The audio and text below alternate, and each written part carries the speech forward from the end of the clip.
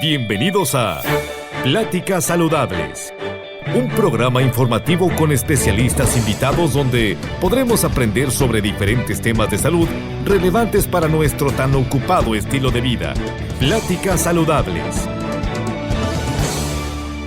Este programa de Pláticas Saludables se realizó con el apoyo de la Facultad de Medicina de la Universidad Nacional Autónoma de México y especialmente en esta ocasión con el doctor Andrés Uriostegui Rojas, que es un cirujano oftalmólogo de alta especialidad en el tema de glaucoma.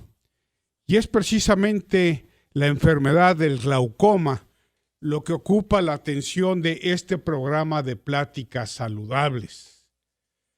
Glaucoma es una palabra que viene del viejo griego y hacía referencia o describía más bien un color de los ojos que no era claro, entre azul y gris y algo verde, porque se pensaba que las personas que pudieran tener este tipo de enfermedades tenían de alguna manera la pupila, digamos, grisácea. Y a eso hace referencia precisamente la palabra glaucoma en su etimología griega.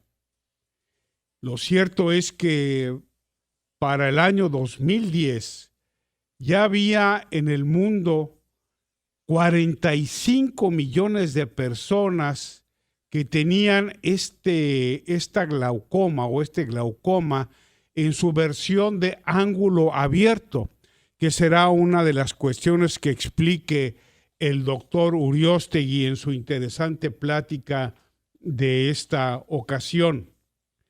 Y bueno, también hace ya casi 10 años, el número de personas que en los Estados Unidos tenían glaucoma con ángulo abierto era de 3 millones de personas. Y se estimó entonces que para el año próximo, en el 2020, en los Estados Unidos, de prevalecer la proyección que originalmente se hizo, habría 3.4 millones de personas con glaucoma y que en todo el mundo serían casi 60 millones. De manera que es una enfermedad seria, preocupante, que afecta a todas las comunidades. Se ha investigado que de manera especial afecta a la comunidad afroamericana, pero que desde luego los latinos, los hispanos, no estamos fuera de este problema, ni en su versión del glaucoma en la vida adulta, ni tampoco en la vida adolescente o incluso infantil. De manera que con mucho gusto vamos a escuchar en esta ocasión al doctor Andrés Uriostegui, repito, cirujano oftalmólogo de alta especialidad en glaucoma de la Universidad Nacional Autónoma de México. Aquí tienen el programa.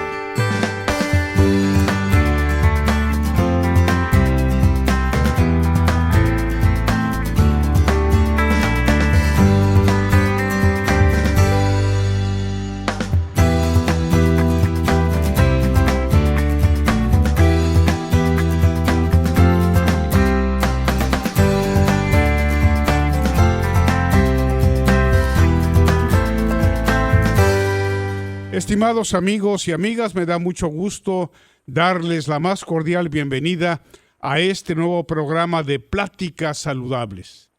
En esta ocasión tenemos el gusto de platicar con el señor doctor Andrés Uriostegui Rojas. El doctor Uriostegui es cirujano oftalmólogo y tiene una alta especialidad en glaucoma. Es un médico adscrito al Departamento de Oftalmología Integral en el Instituto de Oftalmología Fundación Conde de Valenciana. Tiene su certificado por el Consejo Mexicano de Oftalmología, es socio titular o numerario de la Sociedad Mexicana de Oftalmología AC y desde luego médico cirujano de la Facultad de Medicina de la Universidad Nacional Autónoma de México. Pues antes que nada, doctor, muchas gracias por su tiempo, por su disposición para platicar con Pláticas Saludables. ¿Cómo está usted ahora allá en la Facultad de Medicina? Buenas tardes, licenciado Madrazo. Muy bien, ¿y usted? Bien, afortunadamente, con el gusto de platicar con usted, doctor. Cuéntenos un poquito cuál ha sido su trayectoria como catedrático en la Facultad de Medicina. Mire, yo inicié en el año 2008 la carrera de médico cirujano. Obtuve mi título de médico en el año 2015. Posteriormente realicé la especialidad de oftalmología en el Instituto de Oftalmología Fundación Conde de Valenciana, la cual tiene una duración de 3 años. Y finalmente hice un año de alta especialidad en el mismo instituto sobre glaucoma. Cuéntenos un poquito de qué es esta Fundación Conde de Valenciana para que nuestros amigos en los Estados Unidos puedan familiarizarse más con este concepto, por favor. El Instituto de Oftalmología es un hospital escuela que se rige a partir de un patronato por medio del cual nos permite brindar atención de calidad a toda la población del área metropolitana de la Ciudad de México. Se caracteriza por tener todas las especialidades de la oftalmología y eso nos permite ser un hospital punta de lanza dentro de toda el área oftalmológica. Aproximadamente lleva 45 años de su fundación y desde 1976 se ha ido expandiendo. Actualmente tenemos 4 sedes, la sede central que está en la calle de Chimalpopoca 14, tenemos una sede en el sureste, en la parte de Guerrero y Oaxaca, en la Costa Chica, en el municipio de Ometepec, Guerrero, y hace 2 años inauguraron 2 sedes más, una que está en Tlaxcala, y finalmente una que está en el Hospital ABC en la parte de Santa Fe, en la Ciudad de México. Doctor, perdone mi ignorancia, pero ¿por qué el nombre Conde de Valenciana? El nombre Conde de Valenciana es honor al señor Luis. Era el Conde de Valenciana y él antes de morir nombró una albacea para que todos los recursos que él daba se administraran en una fundación que se dedicara al cuidado de los ojos. ¿Y el título de conde es un título de nobleza o de dónde viene? Fue en honor a él, que era un conde. ¿Era un conde español? Así es. Ah, muy bien, qué bueno. Y de manera que 40 años tiene funcionando esta institución tan noble. ¿Y reciben a pacientes con algún seguro médico? ¿Tiene que tener, es una institución de orden privado que cobra privadamente, doctor? Como le mencioné, se rige por un patronato. A la población en general, aproximadamente la consulta de primera vez tiene un costo de 150 pesos y también se maneja la parte privada. Entonces tenemos parte pública y privada dentro del instituto y la parte de seguros. Pero por una consulta de 150 pesos quiere decir que es francamente muy accesible a la población que menos recursos tiene. ¿Es así? Exactamente. Qué bueno, qué bueno. Pues qué noble función, doctor, y qué bueno que participa usted en esta notabilísima institución. Y en la Facultad de Medicina, ¿cuál es la cátedra que usted imparte, doctor? Yo en la Facultad de Medicina inicié en el año 2009 como ayudante de profesor de la materia de Biología del Desarrollo. Actualmente ya soy profesor titular y la materia se llama Embriología Humana. Embriología Humana, caray. Esto suena bastante interesante, pero también complejo. Y doctor, veo aquí de su magnífica hoja de vida que usted tiene una alta especialidad en glaucoma. Y precisamente el tema de esta plática saludable tiene que ver con el glaucoma. Esto que se denomina, como muchas otras enfermedades, ¿verdad? El enemigo silencioso. Creo que también a la hipertensión le dicen el enemigo silencioso y en algunas etapas también a la diabetes tipo 2. ¿Es así, doctor? Así es, entra dentro del grupo de enfermedades en las cuales no tenemos manifestaciones tempranas y ya en estadios avanzados es cuando nos empiezan a llegar todo este tipo de pacientes. Bueno, pues platíquenos qué es el glaucoma y por qué es importante que ahora platiquemos de esta enfermedad, doctor. Claro, bueno, antes que nada es importante recordar que nuestro órgano directriz a nivel mundial es la Organización Mundial de la Salud. Ella menciona que hoy en día el glaucoma es la primera, en algunos casos menciona que la segunda causa de ceguera irreversible a nivel mundial.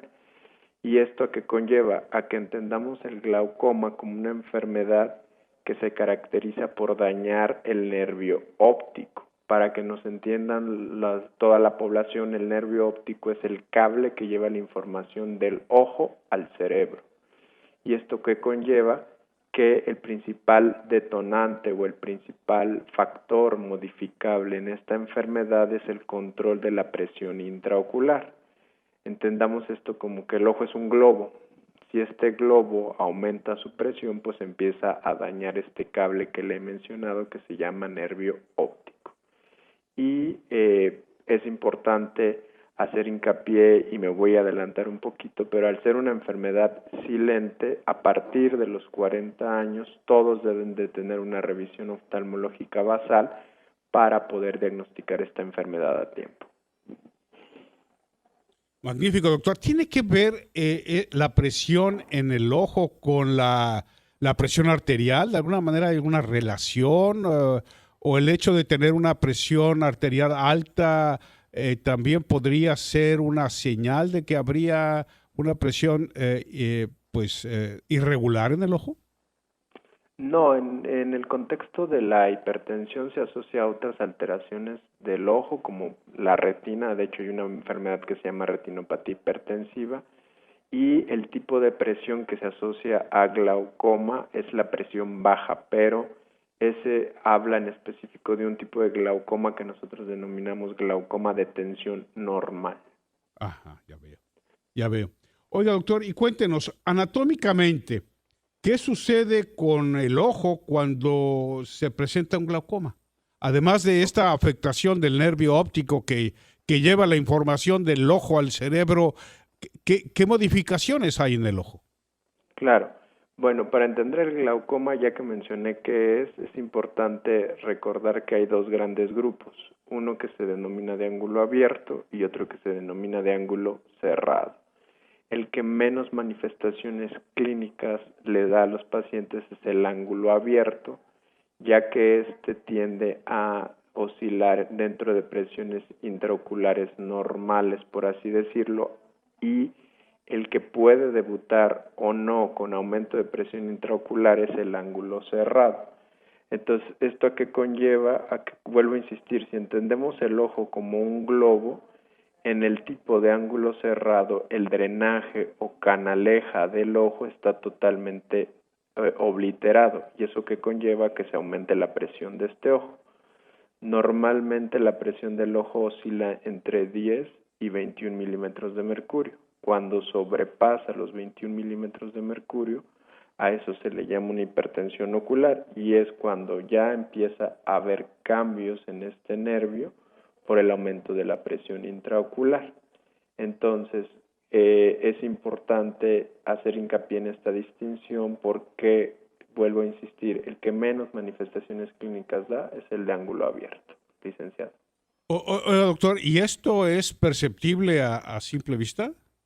No, bueno, en el caso del ángulo cerrado sí puede ser, porque son pacientes que se les pone el ojo muy rojo, y si usted lo palpara o lo sintiera, se siente como una piedra el ojito. Se pone muy, muy duro. Pero hay que ir con el médico, y que el médico con los aparatos que correspondan pueda hacer realmente esta exploración. Exactamente. Aquí la clave es que ante todo ojo rojo hay que ir al oftalmólogo. Ese también es un mensaje muy importante para la audiencia. A ver, cuéntenos un poquito, porque a veces es una simple conjuntivitis, por ejemplo. Aquí nosotros vivimos en un estado de la Unión Americana en donde hay mucho polen. A veces hay tanto que parece que está nevando. y mucha gente es alérgica a todo esto y anda con los ojos enrojecidos todo el tiempo.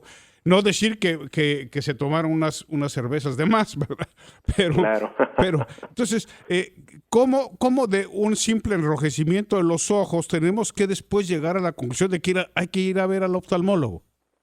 Claro, mire, aquí el gran mensaje es, como hay muchísimas enfermedades que nos pueden poner el ojo rojo, ahora sí, como dice el dicho, piensa mal y acertarás. Entonces, siempre que uno empieza con enrojecimiento ocular, hay que ir, porque puede ser desde, como usted mencionó, una conjuntivitis alérgica, una conjuntivitis viral o bacteriana, hasta cuadros ya más devastadores que ponen en riesgo la visión, como el glaucoma, como procesos inflamatorios del ojo que se les llama uveitis. Entonces, de ahí que el mensaje más importante, si tengo ojo rojo, hay que acudir a un especialista, en este caso el oftalmólogo, licenciado. Y bueno, acá en los Estados Unidos usted sabe que tenemos que ir primero con nuestro médico familiar y el médico familiar, después de tener una primera cita, pues hace el famoso referido, ¿no? Y es que así Claro. como llegamos al especialista. Y yo no sé qué tan distinto es en México. Yo me acuerdo que en México uno puede ir directamente con el especialista sin grandes tormentos. Y aquí hay que pasar primero por el médico familiar, lo cual tiene también su gran sabiduría, doctor. Claro, así es. En el caso de México, pues existen los dos grandes sistemas, el público y el privado. En el público, pues, como usted lo menciona, tienen que ir a su médico de primer contacto, que generalmente es un médico general o un médico familiar. Y en el caso de la población pediátrica, pues es un médico pediatra. Y existe el otro gran grupo de atención, que es el sistema privado, que en este caso es donde generalmente van directamente ya con el especialista. Pues aquí hasta con seguros privados, ¿verdad? Primero le piden a uno que vaya con el médico familiar, el médico internista, y esperar a un referido. Es así como yo siento que se está practicando más la medicina en los Estados Unidos, y sí hace una diferencia importante con la forma en que se practica en México, doctor. Claro, así es. Muy bien. Oiga, doctor, ¿y esto del glaucoma tiene alguna carga genética? ¿Es que es algo que podemos heredar de nuestros padres o de nuestros abuelos? Sí, el glaucoma hoy en día sabemos que tiene algo que se llama una herencia multifactorial. ¿Qué es eso? Que hay factores ambientales y factores que se heredan más que nada de familiares de primer grado, y entiéndase como familiares de primer grado, papá, mamá u hermanos. Entonces, hoy en día sabemos que tiene componente genético y componente ambiental.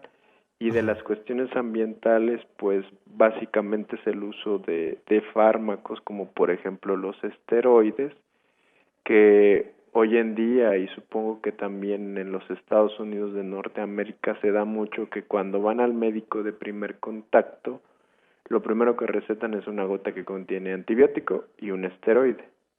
Y el esteroide, con su uso crónico, conlleva a dos grandes enfermedades en el ojo. Una que se llama catarata, que la catarata es la opacidad del lente natural que tenemos adentro del ojo, que se llama cristalino, y la otra es el glaucoma, que es el tema del día de hoy. Ajá. Oiga, doctor, y cuéntenos un poquito de la catarata. Pues hay mucha gente que con los años padece de catarata. ¿Esto es algo que, además del componente genético, tiene que ver con el envejecimiento?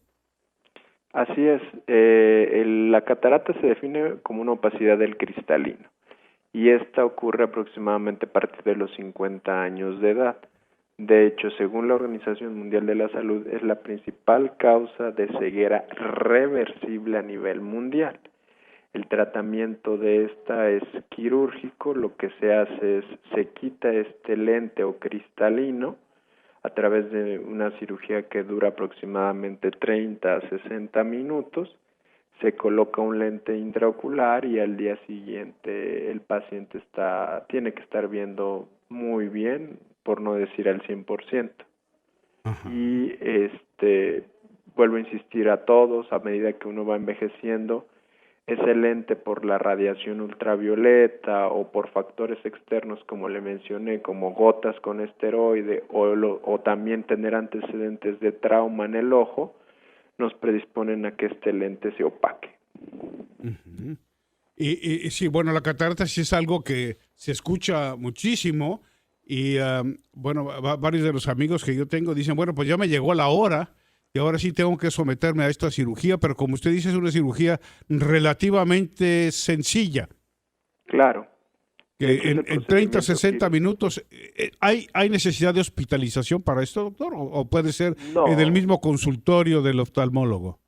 No, sí es un evento que debe de realizarse en un quirófano y es una cirugía ambulatoria. No se puede hacer en un consultorio, puesto que no tenemos los aditamentos necesarios en un consultorio. Pero el mismo día de la operación, el paciente sale a hacer su vida casi normal. Sí, de hecho, bueno, por lo menos acá en nuestro país, en México, lo que se hace es, se opera en la mañana, se quedan con un parche y al día siguiente se les quita el parche y a disfrutar de su nueva visión. Muy bien, doctor. Bueno, vamos a regresar ahora al tema específico de la conversación, que es el glaucoma. Y nos hablaba usted de varios factores que producen el glaucoma y de varios riesgos. ¿Cómo pudiéramos nosotros estar conscientes de esos riesgos, además de las gotas con algún esteroide? ¿Qué más puede ser un elemento que detone la aparición de esta enfermedad? Bueno, en primer lugar, el antecedente heredofamiliar. Tener papá, mamá o hermanos con glaucoma es una bandera roja en la cual nosotros tenemos obligadamente, vuelvo a insistir, a partir de los 40 años, ir a una revisión oftalmológica. ¿Por qué insisto tanto en esto? Porque desafortunadamente tanto en México como en otros países de Norteamérica y de Latinoamérica no existe esa cultura de la prevención. Entonces es muy importante hacer hincapié en esto. Segundo, en cuanto a los factores externos, como mencioné, el trauma y el uso de gotas, pues aquí sí entra mucho la parte de educación para la salud. Entonces es primero educar a nuestros médicos de primer contacto en que estos dos grandes eventos como el uso de fármacos o el trauma pueden generar glaucoma. También es importante que ellos lo sepan para que así cuando los pacientes que van con ojo rojo o con pérdida de la visión tengan dentro de su mente y de su breviario cultural el hecho de que existen enfermedades que sí son primordiales tratar por las consecuencias tanto sociales, económicas y culturales que tienen en nuestra población, en este caso el glaucoma. Oiga, pues toca usted un tema muy complejo que es precisamente el de la prevención, que, bueno, en teoría tendría que ser un elemento que nos permitiera resolver muchos problemas de salud de los mexicanos en México y de los mexicanos y yo diría de los mesoamericanos que vivimos acá allende el río Bravo, en los Estados Unidos, en Canadá. Si es difícil la prevención para temas como, yo no sé, la diabetes, por ejemplo, o enfermedades cardiovasculares, la obesidad, que es algo que nos está generando tantos problemas en México y aquí en los Estados Unidos con nuestra propia gente. Si ahí es difícil prevenir cuando las cosas son muy ostensibles, pues ¿qué éxito podemos tener en prevenir enfermedades oftalmológicas, doctor? ¿Qué es lo que están haciendo ustedes en México y que pudiéramos hacer con los mexicanos aquí en Estados Unidos para que este mensaje de la prevención llegue? Además de hacer programas como este, doctor. Claro, bueno, nosotros en el hospital en el que estoy se han hecho diversas campañas. De hecho, esos fueron como los puntos de inicio para, por ejemplo, la creación de la clínica de Ometepec. Sabíamos que era un punto preponderante de glaucoma en el país, entonces decidieron iniciar campañas de detección de glaucoma y pues al final del día se concretó esa clínica que lleva ya 10 años funcionando. ¿Y en Ometepec había alguna razón genética o una razón geográfica, sí, ambiental, climatológica? Hecho, tiene que ver por toda la cuestión de descendencia afroamericana. La descendencia afroamericana, eso me imagino. Así es, y eso conlleva, y hago hincapié en esto, en nuestra población, en la latinoamericana y en la población afroamericana, es muy común ver glaucomas de ángulo cerrado, de ángulo abierto o también ver glaucomas secundarios a diabetes, como por ejemplo los glaucomas neovasculares, que son una complicación devastadora de la diabetes. Ajá. Y en cambio en población asiática es más común ver glaucoma de ángulo cerrado. Entonces eso fue algo que nos llamó mucho la atención de esa zona del país. Oiga, doctor, ¿y nosotros, los mestizos, tenemos alguna predisposición señalada para ese tipo de enfermedades? Pues hoy en día se empiezan a hacer estudios con el advenimiento de todo el boom genético y se han encontrado algunos genes que nos predisponen a glaucoma de abierto y de cerrado. Y otro gran grupo que es el glaucoma juvenil.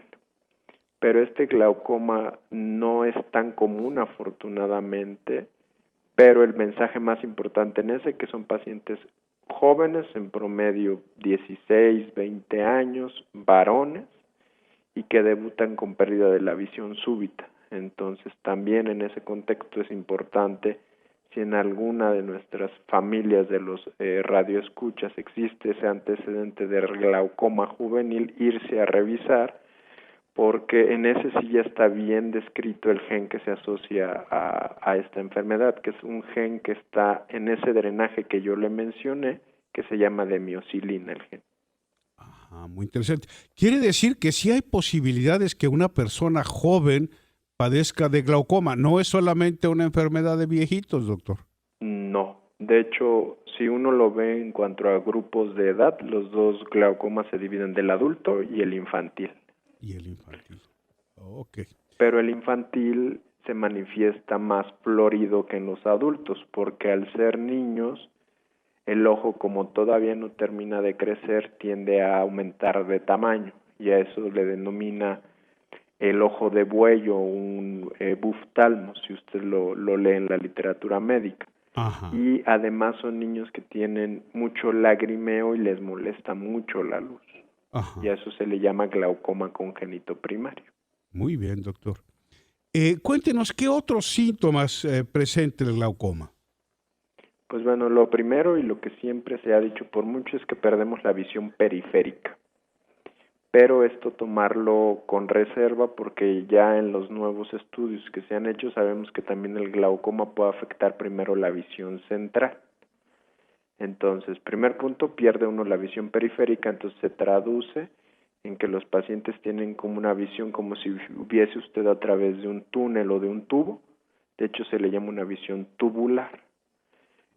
Pueden tener dolor, y esto más que nada en el contexto del glaucoma de ángulo cerrado. Pueden tener molestia a la luz, que eso se le denomina fotofobia, y en algunos casos también acompañarse de dolor de cabeza, de sensación de náusea, de vómito, que pueden ser otros síntomas que pueden acompañar. Y vuelvo a insistir en el glaucoma de ángulo cerrado, porque en el abierto generalmente es asintomático, y ese es el gran problema que tenemos. Muy bien, doctor. Cuéntenos un poquito en qué consisten estas pruebas que se llaman de tamizaje o de screening. ¿Cómo se practica una de estas pruebas? Bueno, primero es a partir de los 40 años acudir a nuestra revisión oftalmológica basal, y esta debe de consistir en toma de algo que se llama agudeza visual, que es lo que nosotros vemos, sin ningún aditamento como lentes de armazón o lentes de contacto. Posteriormente se toma la capacidad visual. La capacidad visual es ya lo que vemos con algún aditamento como lentes de armazón, lentes de contacto. Tercero, hay que sacar la graduación de qué tipo de error refractivo tenemos. Todos tenemos un error refractivo, independientemente de que tengamos un ojo sano o anormal. Cuarto, consiste en la toma de la presión intraocular. La toma de presión intraocular, hoy por hoy, en cualquier lugar del mundo, lo más habitual es que se tome con una tonometría que se llama tonometría de Goldman, que es literal poner como un cono cerca del ojo y toca el ojo, y a través de unos como semicírculos que tiene este aparato se toma la presión intraocular. Quinto, hay que realizar algo que se llama gonioscopía. ¿Qué es eso? Visualizar el drenaje que he mencionado. ¿Por qué? Porque esa es la piedra angular para yo darle una categorización a este tipo de glaucoma, ya sea de ángulo abierto o de ángulo cerrado. Y finalmente hay que realizar algo que se llama fundoscopía, que esa es la que nos permite visualizar este cable que había mencionado que conecta el ojo con el cerebro, que se llama nervio óptico. Además nos permite visualizar la retina de mejor visión, que es la mácula, y nos permite también visualizar la retina periférica, que ahí puede haber otro tipo de enfermedades del ojito. Muy De ahí bien. que, como ve, al ser este screening o tamizaje muy completo, pues nos permite detectar gran cantidad de enfermedades que pueden afectar al ojo. Ajá. Muy bien, doctor. Bueno, y digamos que ustedes ya llegaron a un diagnóstico, ya tienen una definición de dónde está el problema del glaucoma, independientemente del ángulo abierto o el cerrado, y ¿se puede tratar? ¿Se puede curar el glaucoma, doctor? ¿O es solamente algo que se puede manejar, administrar, tratar? El glaucoma, una vez establecido, ya no se quita. Se hace algo que se llama evitar que progrese. ¿A qué me refiero con esto? Hacer medidas tanto médicas o quirúrgicas que eviten que progrese este. Hoy en día el tratamiento del glaucoma se divide en tres grandes grupos. Gotas, que eso se le denomina el tratamiento médico. El segundo, que es el tratamiento quirúrgico, que hoy en día el tratamiento quirúrgico ha cambiado mucho. Antes hacíamos cirugías muy grandes y hoy estamos iniciando con cirugías muy pequeñas, que de hecho se llaman cirugías de mínima invasión en glaucoma. Y el tercer grande grupo de tratamiento es dar láser, que dependiendo del tipo de glaucoma es el tipo de láser que nosotros damos. Sí, doctor. ¿Y qué es lo que puede esperar entonces una persona que ha sido, digamos, diagnosticada a tiempo con glaucoma? ¿Cómo se ve el horizonte de su vida? Ok. Aquí lo primordial es primero estadificar el glaucoma. El glaucoma se divide en leve, moderado y severo. En función de esta estadificación nosotros hablamos de pronóstico visual. Si es un glaucoma leve o moderado, sabemos que el pronóstico visual es bueno, siempre y cuando se sigan las indicaciones del médico.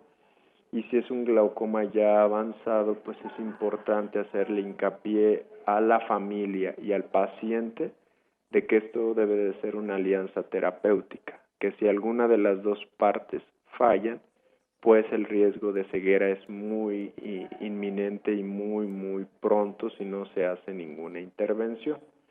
Entonces, vuelvo a insistir, se estadifica y generalmente, y eso es para todo parte del mundo, lo que hacemos es, en función ya que estadificamos al paciente con glaucoma, se decide el seguimiento de este. Generalmente, si es leve, lo vemos 2 veces al año, si es moderado 3 veces al año y si es severo 4 veces al año, aunque cada caso se tiene que individualizar porque cada paciente es único y no podemos seguir esto como si fuera una receta de cocina. Claro, claro, ya lo vemos, doctor. Eh, Nos decía usted que hay una relación entre el uso de algunos medicamentos, de algunas gotas con antibiótico, con esteroides y la aparición de esta enfermedad. Eh, Cuéntenos un poquito a partir de esta relación. Perdón, ¿la relación con qué? Perdón, ¿con esteroides? Con el uso de esteroides, que okay. entiendo que son solamente esteroides para el ojo, no otro tipo de Sí. esteroides. Y Bueno, algunas gotas, aunque no tengan esteroides, pero no sé, antibióticos u otro tipo de medicamentos que se usan sencillamente para el enrojecimiento del ojo. muy buena pregunta. Primero, tanto esteroides tópicos como sistémicos se asocian al desarrollo de glaucoma y de catarata. Eso es muy importante que lo sepan. ¿Por qué? Porque hay muchas otras enfermedades, por ejemplo, los pacientes con enfermedades reumatológicas o con algunas otras enfermedades que necesitan el uso de esteroides de manera crónica también deben ser revisados por un oftalmólogo. Ahora bien, el uso de esteroides tópicos u oftalmológicos Se asocia mucho a glaucoma porque este tipo de fármacos lo que hacen es que lleva a que se aumente la resistencia al flujo del agua del ojo, que el agua del ojo se llama humor acuoso, y eso conlleva que si hay mayor resistencia, pues genere cambios a largo plazo y aumente la presión intraocular. Entonces, por eso es muy importante que las gotas las deje un médico especialista, porque vuelvo a insistir, por lo menos en mi país, es mucha la cultura de que van al médico de primer contacto y como saben que el esteroide es mágico y quita el ojo rojo, pues le dejan esteroide. El problema es que los pacientes, como aprenden eso, usan el esteroide de manera indiscriminada y es cuando inician los problemas. Yo he visto pacientes que llevan usando esteroides años y es cuando ya nos llegan porque pues no ven. Y la respuesta pues está en que al usarlos de manera crónica aumentan la presión durante todo el día y eso conlleva que se dañe este cable. Y bueno, yo conozco a muchos compatriotas que lo primero que hacen en la mañana es, después de bañarse, ponerse gotas, pero ya como autómatas, ¿no? Ya en un proceso automático, independientemente de qué tan enrojecidos puedan tenerlos, ¿no? Se vuelve como una costumbre, que es una costumbre, por lo que veo, muy dañina. Claro. Hay gotas que se pueden usar de manera crónica como lubricantes, pero son gotas que sabemos que no tienen ningún componente que dañe el ojo. Los esteroides, vuelvo a insistir, son mágicos, por eso la gente les encanta utilizarlos, pero el problema es que sí son mágicos, pero hay que utilizarlos con sapienza, no nada más es todos los días mi gotita. Claro. Y el problema es que no solo lo ocupan una vez al día, como se hace un uso crónico y como usted lo menciona automático, lo aplican a veces hasta 5 o 6 veces a lo largo del día y es cuando inician los problemas. Pues sí, y todavía tenemos en México, yo no sé, espero que esto se haya detenido o que haya descendido por lo menos el tema de la automedicación. Yo supongo que en las GOTS para los ojos la automedicación es algo muy socorrido. Sí, de hecho no hay ninguna regulación todavía, por lo menos en gotas oftalmológicas, de que solo las prescriba el oftalmólogo. O sea, uno Usted va y con es, cualquier. como dicen aquí en Estados Unidos, over the counter, ¿no? Lo toma uno de ahí de donde está los anaqueles de la farmacia. Así es, y pues lo usa quien quiera. Qué barbaridad. Pues sí que es todo un tema de cultura, de prevención de la salud, en donde pues yo creo que vamos avanzando muy poco a poquito. Ojalá que sea siempre en la dirección correcta, pero a veces sí nos cuesta un poquito de trabajo que nuestra gente prevenga. No sé por qué esta expresión, esta sentencia de que más vale prevenir que lamentar, pues a veces no se razona debidamente, ¿verdad? Y se deja hasta que aparecen consecuencias más serias que luego pueden volverse irreversibles. Y bueno, doctor, ya el hecho de poder perder la vista, pues es un gran problema, pero el glaucoma puede producir algunas otras enfermedades o dañar alguna otra parte de nuestro cuerpo. ¿Qué otras complicaciones se pueden presentar?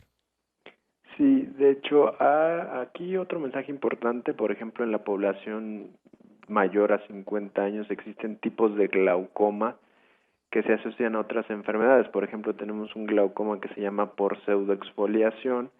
¿Qué es esto? Para que nos entiendan los radioescuchas, es un material que se deposita en el ojo y que se puede depositar en varias estructuras de nuestro cuerpo, como el oído, el cerebro, el intestino, el páncreas, el hígado, y entenderla como una enfermedad sistémica. Entonces, cuando nosotros como oftalmólogos vemos este tipo de glaucoma, es importante hacer una historia clínica completa para descartar que este tipo de pacientes tengan alguna otra afección a nivel de los órganos que ya cité. Ajá. Entonces, por mucho hoy en día el glaucoma ha evolucionado mucho y tratamos cada vez más de hacer un manejo inter y multidisciplinario, tocando otros tipos de glaucoma. También hay glaucomas que se asocian, por ejemplo, a trastornos del sueño, como el que mencioné de glaucoma de tensión normal, se asocia, por ejemplo, a pacientes que roncan. Entonces es muy importante entender eso, o también pacientes que tienen enfermedades como demencia tipo Alzheimer, también se ha encontrado que tienen cierto componente glaucoma y Alzheimer en común, porque al final del día son dos enfermedades que dañan neuronas, es decir, son enfermedades neurodegenerativas. Ajá. Pues muy Entonces, interesante, muy importante y, bueno, tenemos que tomar medidas para enfrentar y prevenir en la medida de lo posible todo esto, sobre todo aquí en esta comunidad que a veces por razones sociales no tiene acceso a todos los servicios médicos, ¿verdad? Que en este país cada día es más difícil poder contar con un seguro médico. Todo lo que se había logrado en años anteriores está hoy con un gran signo de interrogación y bueno, pues por eso es muy importante que podamos generar este tipo de programas en donde los radioescuchas tienen un acceso pues muy grande. Bueno, ya me había dicho usted acerca de la hipertensión arterial y el glaucoma. ¿Algo más que quisiera usted decirnos sobre esto, doctor? ¿Algo más que pudiéramos versar o pues, profundizar? en primer punto, la hipertensión arterial sistémica es una enfermedad que puede dañar cualquier órgano de nuestro cuerpo. La piedra angular para evitar que nos dañe cualquier estructura del cuerpo, en este caso el ojo, pues es que nos mantengamos en un control de la presión adecuado.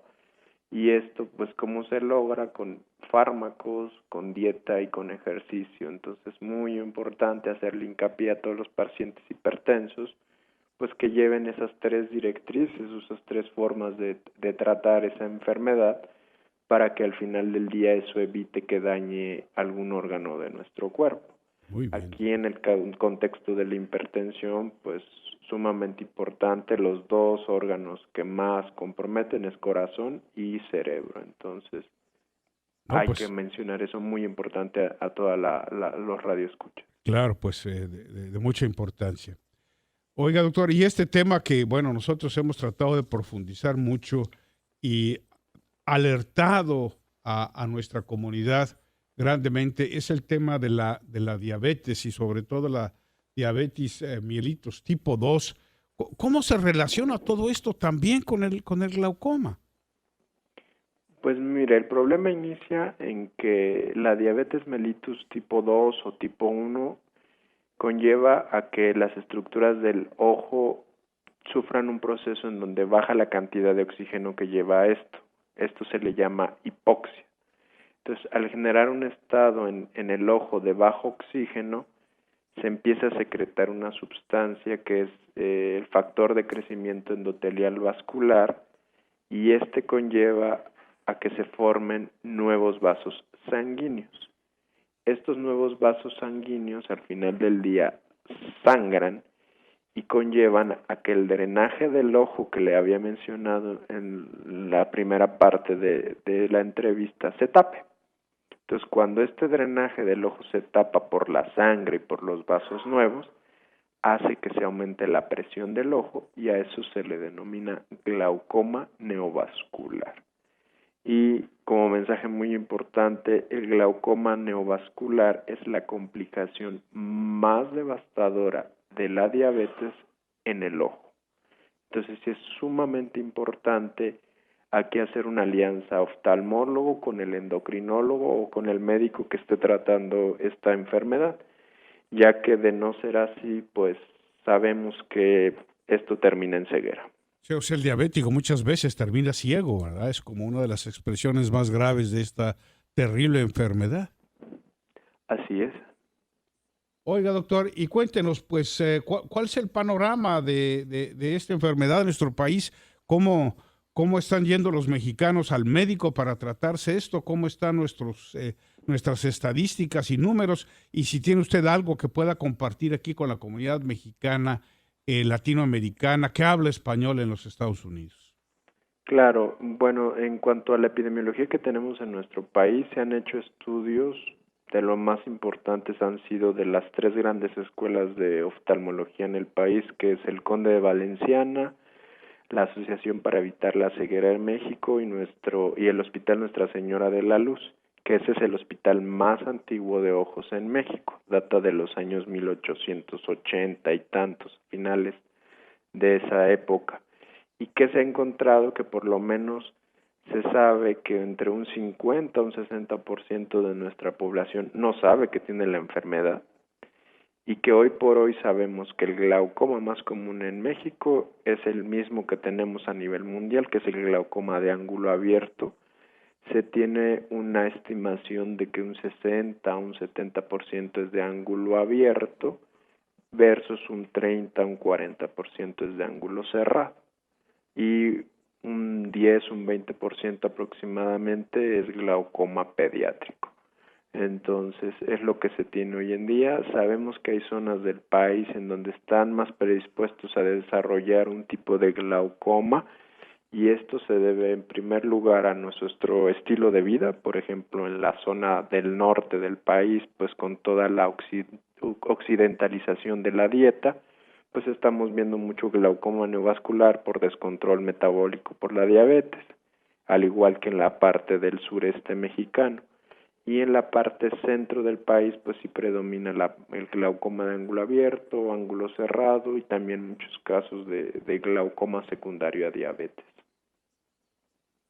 ¿Sabemos algo de los mexicanos que hemos emigrado a otro país, doctor? Pues lo que se tiene, que no es mucho, siguen las mismas epidemiología que mencioné al respecto. Ven más glaucoma de ángulo abierto, y ya dependiendo las zonas del país, del mundo donde se vayan, pues es el tipo de hábitos que adquieren y puede predisponerlo a glaucomas secundarios a diabetes, que es lo que también ven mucho a nivel mundial. Oye, doctor, ¿hay alguna relación entre estar expuesto a los pesticidas y el glaucoma o otras enfermedades del ojo?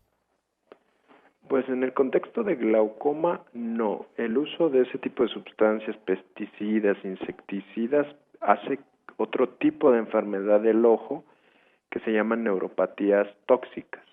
¿Qué es esto? Las mismas neuronas del nervio óptico, que es el cable que conecta en el ojo con el cerebro, se mueren. Entonces es muy importante que todo este tipo de profesiones, agricultores, personas que se dedican a la carpintería o que usan todo este tipo de sustancias que son volátiles o en aerosoles, pues tengan cierta protección del ojo y unas mascarillas especiales para ellos, para que el químico no entre en contacto con el ojo y los dañe. Pues sí, usted sabe que aquí nuestra gente trabaja mucho en la agricultura y también en la construcción, que supongo yo que el uso de tantos materiales tóxicos también pueden generar algún problema en los ojos, independientemente del accidente que se pueda tener en el área de la construcción. Claro, de ahí que la importancia de la protección y de la seguridad laboral. Hoy por hoy vemos mucho, por lo menos en Ciudad de México, trauma por este tipo de oficios o profesiones, constructores, albañiles, pintores, que al no tener una protección de toda la cara, pues cualquier extracto o partícula de su trabajo cae adentro del ojo y les genera mucha molestia, y hasta que no van al oftalmólogo y retiramos ese cuerpo extraño, es que ellos están nuevamente bien. Dice que aquí, donde vivimos, hay una ocupación que conocen generalmente como ruferos. Los ruferos son los que hacen techos, porque usted sabrá, doctor, que aquí pues los techos de las casas los reparan y los cambian con mucha periodicidad, porque pues, son de madera. Okay. Y bueno, pues hemos tenido cantidad de accidentes de nuestra propia gente que se cae del techo por no amarrarse. Como que dicen, bueno, pues aquí la prevención, pues se la vamos a dejar ahora a los santos apóstoles y ahí nos subimos con la protección de la Virgen y no nos vamos a caer. Y resulta que luego sí se cae. Y la mayor cantidad de muertes por accidente en el área de construcción precisamente está en los ruferos, porque sencillamente no tienen la precaución de amarrarse. Y así como no tienen la precaución de amarrarse, pues tampoco creo que tengan la precaución de irse a medir la presión del ojo o de revisarse si tienen enrojecimiento o si tienen algunos antecedentes genéticos. Es un problema muy serio. Por eso es que estamos usando los medios masivos de comunicación como este, doctor, para llamar la atención, para mover conciencias, para que la gente se entere y tenga la información y se empodere para buscar protegerse mejor a sí mismos y de esa manera proteger a sus familias. Porque se vienen aquí en busca del sueño americano y luego este sueño americano, si no se cuidan, puede convertirse en una peor pesadilla que la que tenían en sus lugares de origen, doctor. ¿Qué opina usted de esto? Claro, una aseveración muy importante que deben de escuchar es el 80% de las enfermedades del ojo se pueden curar y prevenir si uno fuera al oftalmólogo. Entonces, es sumamente importante transmitir este mensaje en cualquier foro. Yo por lo menos que tengo el contacto aquí en la Facultad de Medicina con mis alumnos de pregrado y con los de posgrado en el Conde de Valenciana, sí les hago mucho hincapié que ellos desde el momento en que decidieron ser médicos, decidieron también ser educadores para la salud.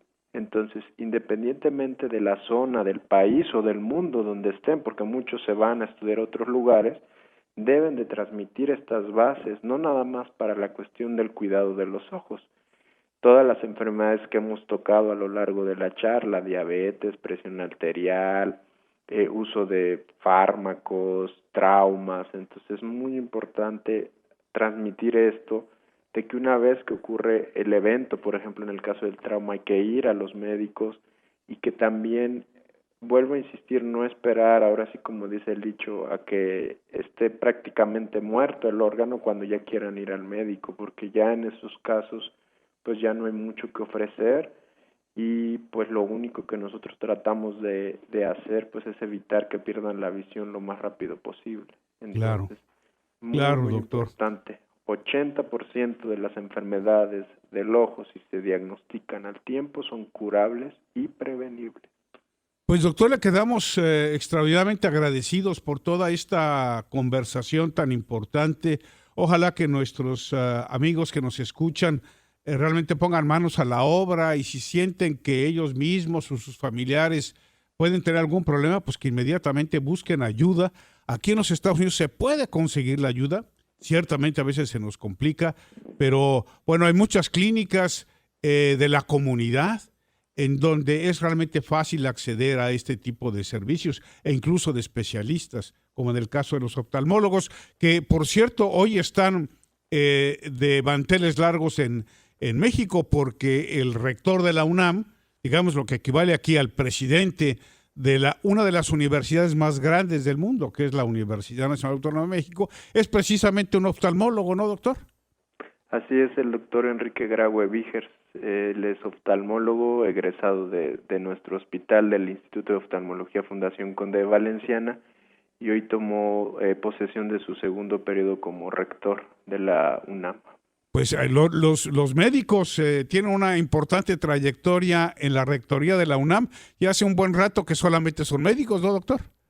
Así es, desde 1999 que llegó el doctor Juan Ramón de la Fuente a tratar de arreglar toda la cuestión de la huelga de aquella época. Han sido rectores médicos.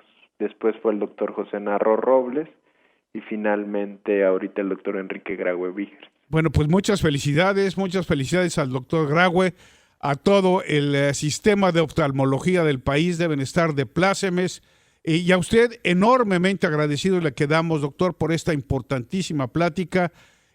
Lo emplazamos para que muy pronto podamos tener otra, y bueno, pues por favor transmita nuestros saludos a todos los amigos en la Facultad de Medicina. Muchas gracias, licenciado. Muchas gracias a usted. Todos. Hasta luego. Hasta luego.